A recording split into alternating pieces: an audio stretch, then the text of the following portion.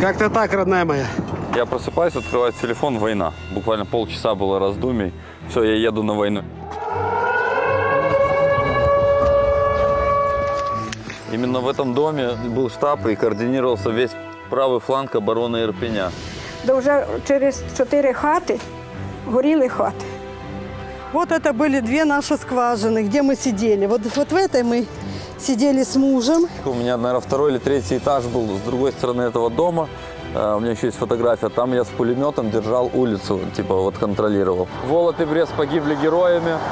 Пацук попал в белорусское КГБ и сейчас в застенках. Когда началась полномасштабная война, я как-то воспрял духом, типа вот оно, вот мое предназначение.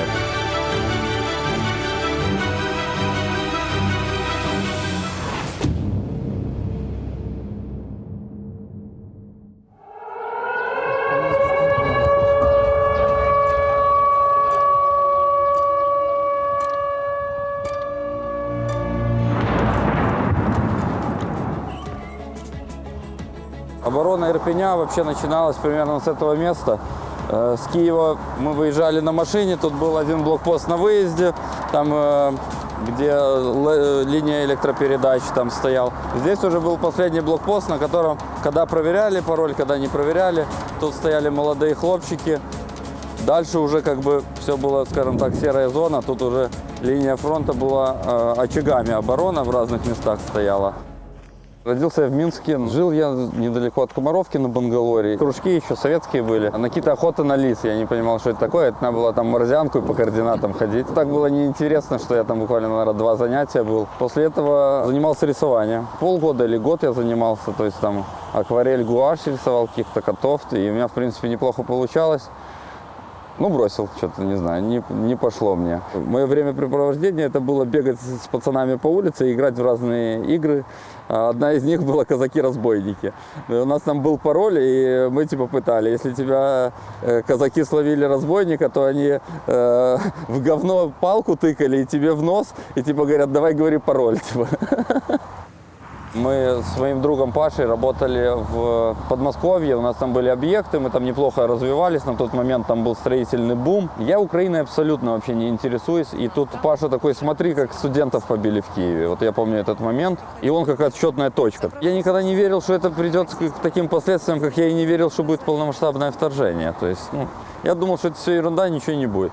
Началась война, я думал, постреляют там 2-3 недели, и это все закончится. То есть, когда уже летом уже отжали Крым, я уже понял, что надо в этом участвовать. Но я уже рвался. Единственное, чем я на тот момент договорился с женой, что она меня отпускала на Майдан. Но когда я сказал, что я еду с концами на войну, и понятное дело, что в Беларусь вернуться нельзя будет, она мне поставила ультимативно, сказала нет. На тот момент моя жена сказала, мы можем расстаться, то я, наверное, в тот же день написал Артему Грату и уже договорился, что меня примут в Азов.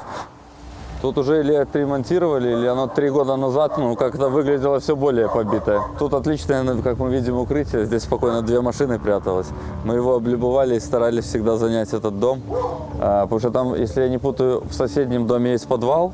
И, тут мы тоже можем видеть, тут есть подвал, есть такие укрытия, куда от артиллерии можно спрятаться. И тут хорошие укрытия были для машины. Халабудку построили, навесик. Он очень хорошо маскировал машины. Тут закрывался двор, заезд.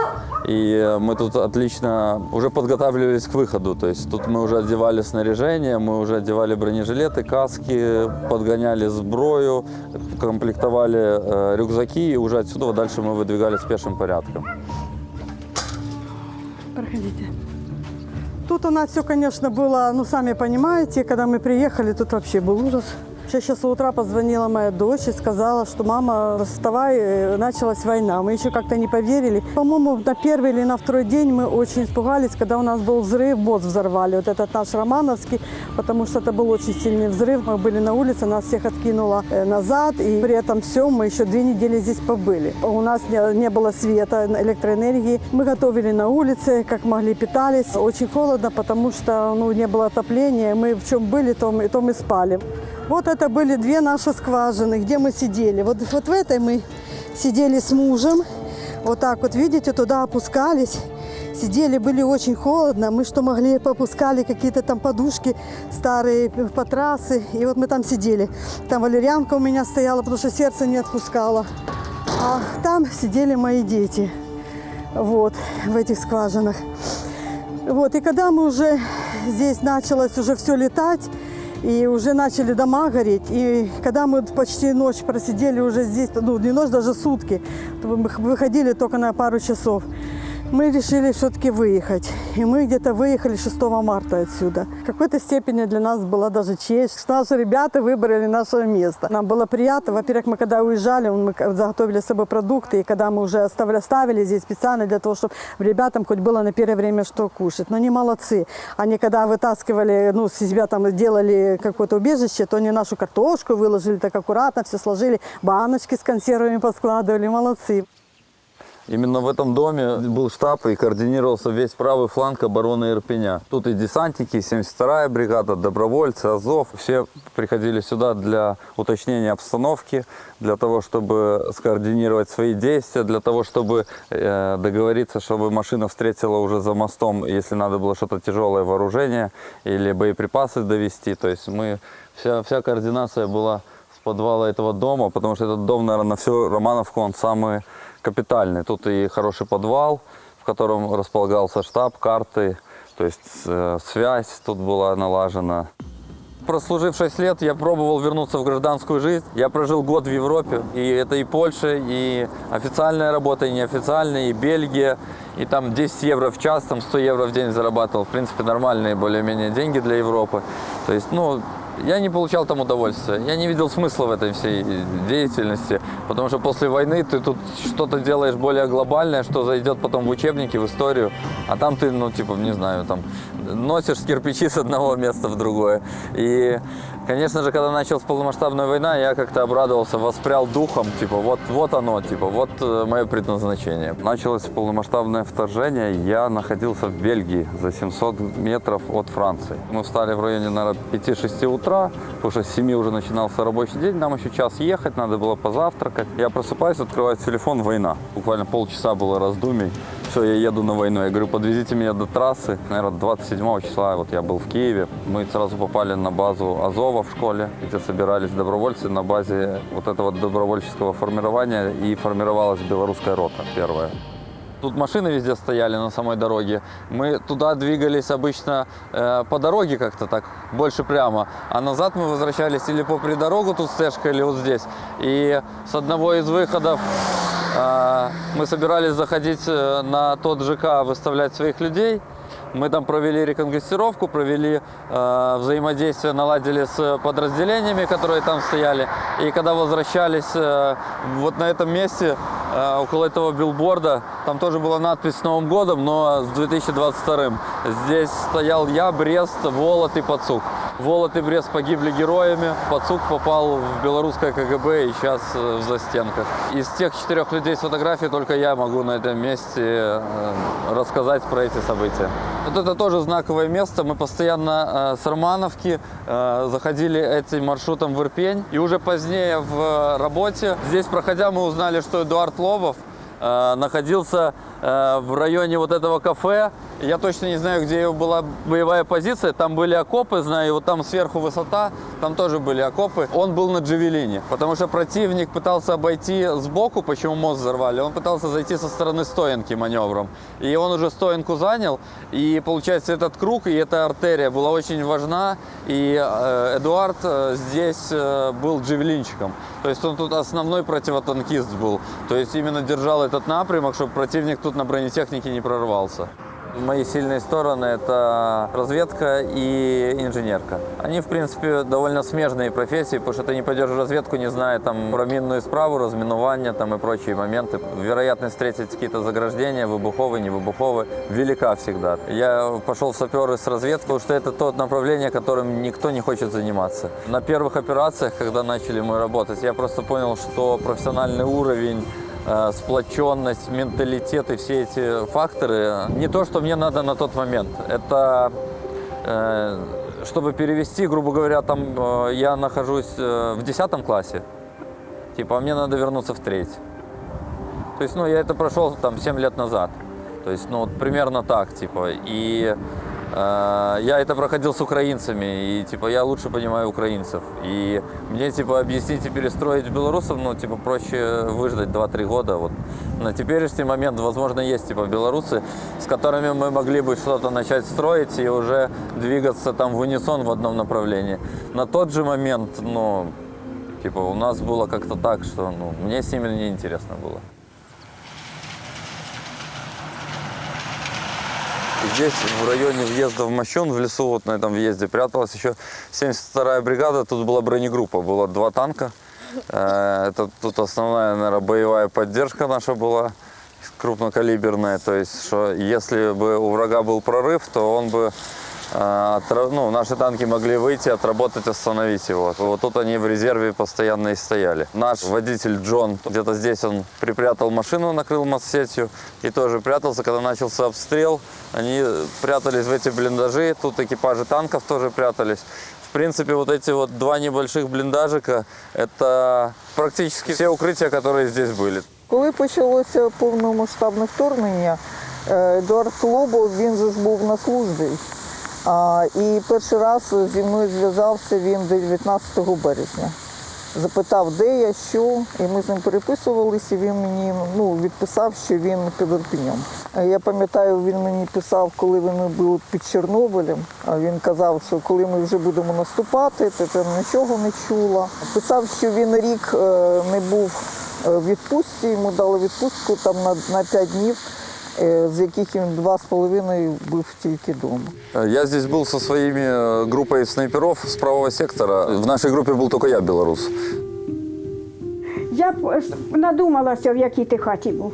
Я знаю, знаете, там такая альтанка такая, Да. навес Да. спереди, а за ней такая великі 2 хати. Да. Вот там були. Отам. Це метрів 800, наверное. Да, да, да. А так тоді 40 вуличка туди. Да. Да. Включіть світ. Включіть світ. Оце в тому погребі, оце 17 душ було. Положили матраси додолу, і хто сидячи, хто на ступеньках, по очереді спали. Грубка топилася, їсти варили, вже ж газ не стали давати. То вже через 4 хати горіли хати. Багато людей погоріло. Багато людей погоріло. Дуже багато. Жаль дуже людей. Мені жаль людей. Мы сюда приехали, мы работали в Ирпене, и тут сыпался фронт, и была большая проблема. Тогда на слуху больше всего был Мощун. Что тут кацапы выставляли понтоны, они тут положили кучу офицеров, понтонеров. Типа, ну, у них тут большие потери были, но они всячески перли, чтобы здесь установить понтон, закинуть бронетехнику и зайти через Мощун. Вот этот дом – это единственный капитальный дом вообще, наверное, на этой улице, где были нормальные бетонные перекрытия, где можно было хоть как-то укрыться от артиллерии. Здесь находилась моя позиция, снайпера были сверху в большом доме, чуть-чуть дальше. Конкретно моя позиция была как пулеметчика. Наверх залазить небезопасно при работе артиллерии, ну, тут все-таки не настолько все крепкое. Но это здание было как временная выносная позиция. В случае обстрела бы все равно надо было переходить в дом, где есть нормальные перекрытия. Вот здесь снизу тут были газосиликатные блоки, еще недостроенные, и с них получилось этого пеноблока выложить сбоку, и с этой точки очень хорошо просматривалась вся улица. То есть мы контролировали отсюда улицу, это как такой крайний дом перед пустырем, он был довольно выгодный. Я думаю, что у меня с территории теперешней Литвы корни, скорее всего, мой дед. Он там с нами не жил, я мало чего про него знаю. Но я так вот чувствую, что у нас есть вот эта балтийская черта, что мы никогда ничего лишнего не скажем. Я такой белорус, именно чувствую себя северным, именно тем северным балтом, который жене говорит: я тебя люблю, и потом он говорит: если что-то изменится, я тебе скажу. Можно жить 40 лет, но если я тебя люблю, значит я тебя люблю. То есть, мы это не повторяем каждый день. Также у меня есть с ребенком, и дочь очень сильно характером пошла в меня, что мы не говорим пустые лишние слова. О, привет, привет! Что такое здоровое? Я бы сказал, что не я выбрал свой позывной «Зубр», а скорее позывной как-то выбрал меня. И так совпало, что я «Зубр» там не внешне, а, наверное, «Зубр» я больше упертый. В 2006 году мне было 15 лет. Я как раз попал, где-то пару недель я смог побыть в «Зубре» в организации. И она сразу же распалась. Я пришел в организацию, она называлась «Белая воля». Там Виталий Рак, он сейчас в Варшаве, очень интересный человек, спортсмен. Он много чего сделал для белорусского спорта, для развития белорусской нации. И при этом он не кидался там в крайности. Там. Он никогда не дружил с Лукашенкой, и он никогда там не мирился там, с какими-то там либеральными забабонами. То есть для него истина была важнее. Там было объединение разных людей, но которые более-менее были объединены тем, что они стремились к чему-то хорошему, типа, и они хотели построить здоровое общество. То есть и себя попробовать именно в этих акциях, которые максимально там, ну, не привяжешь к ним какую-то дискредитацию. И я уже имел опыты уличной работы, то, что было в Зубре, там, в Молодом фронте, это ж просто как институции работы, агитации на улице, раздачи листовок и так далее. И многие, кто постарше и так далее, сильнее, взрослее, типа, они так шутили, там, откуда ты з Зубра, з організації, там, Зубраня. Так, Зубраня, немовляня, там якісь такі слова были, то есть, там, которые я там, да, немовля, типа, узнал, там, там я и познакомился с этим словом. Смерть, я ее не боюсь, потому что что ее бояться, она нас всех ждет. Если какой-то человек думает, что он не умрет, я его расстрою, ну, типа, мы все умрем, мы все смертные. Я бы не хотел в старости встретить тот момент, когда я бы расстроился, что я что-то не успел или сделал не так. Поэтому я стараюсь брать по полной от жизни и разыгрывать как бы карта, которая мне дана сегодня, по возможности максимально там эффективно.